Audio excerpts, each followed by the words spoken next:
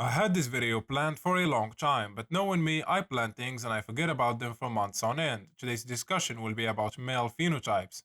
Understanding phenotypes is important because it allows you to accurately gauge one's SMV, sexual market value, and it also allows for accurate niche look maxing, according to each phenotype, allowing you to reach your max potential for your environment. I also only mentioned the 11 main phenotypes because hundreds actually exist, the results of mixing the main ones. And another video is coming in the future related to other phenotypes, so keep that in mind, guys. Another side note, I suck at pronouncing some of these words, so God help me. If you want to support the channel and get your face evaluated by me with personalized look max and advice, link will be down in the description. If you want to read more about topics like these, you can check out my blog at nearfacerating.com. Without further ado, let's get this video started.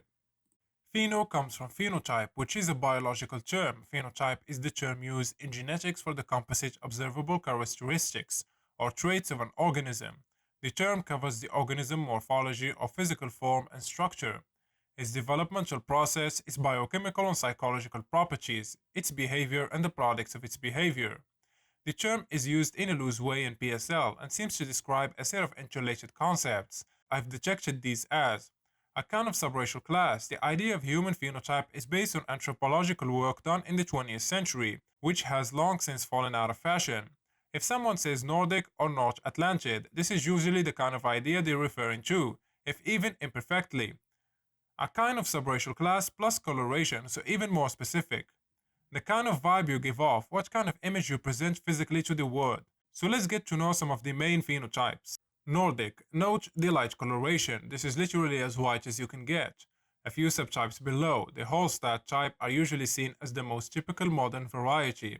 This phenotype is concentrated in Sweden and Norway, but some of them apparently can even be found as far away as Greece.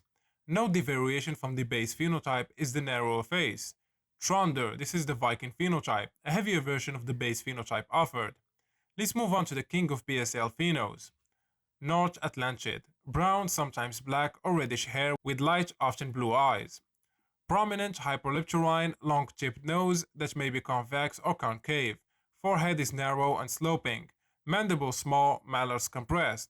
Most people in PSL are more attached to the coloration than the hard physical attributes like blue eyes plus pale skin and dark hair is the most high contrast possible coloration, while still being unmistakably white, therefore it is superior. This phenotype is mostly found in Ireland and parts of Britain, and it is considered a combination of Nordic and Mediterranean traits. There are no subtypes of this, as itself is already considered a subtype. Mediterranean, the pheno every Indian which is they were. As per definition, this phenotype is concentrated all around the Mediterranean Sea. This gives some insight as to why it is something of a border case between ethnics and whites. Southern European nations as well as North African and some Middle Eastern nations all touch the Mediterranean. This one is most useful to break down into subtypes. Eurofricanid. This is also called the Atlantid Mediterranean, most common in North Africa and Southern Europe. Gracile Mediterranean. This phenotype is most common in Southern European nations, Italy, Spain, and France, and is much less common elsewhere. Therefore, it can probably be considered the most representative phenotype of the mid-term used in PSL, since it is the most European. Oval narrow face with refined and gracile features, straight, hyperleptorine, not very long nose, mildly rounded forehead. Trans-Mediterranean, the variety of med that is North African pretty much found in Morocco, Egypt, and Algeria. Exactly my own phenotype. Dolicho mesosphenic, mildly hypsocranic with an oval, often long face, big eyes, and a straight hyperleptorine, high-bridged nose. Now to cover some phenotypes belonging to other important racial classes. Indid, this is the classic Indian phenotype, generally dark-haired with light to medium brown skin and long-headed. Forehead high, relatively narrow straight nose, often gracile features with a mottled chin.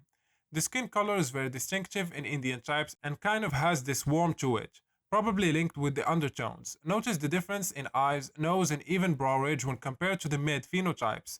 We're getting farther away from the European traits. This is purposeful. This guide began with the most white phenotype and is generally working its way outwards. Indo-melanid, probably one of the lowest value phenos out there in SMV terms, if not the absolute lowest. The biggest detractor here is the dark skin color paired with non-African features. Features appear overall Caucasian. The hair is wavy, the root of the triangular nose relatively high and wider than in Indids. Lips not very thick, however the skin is very dark brown.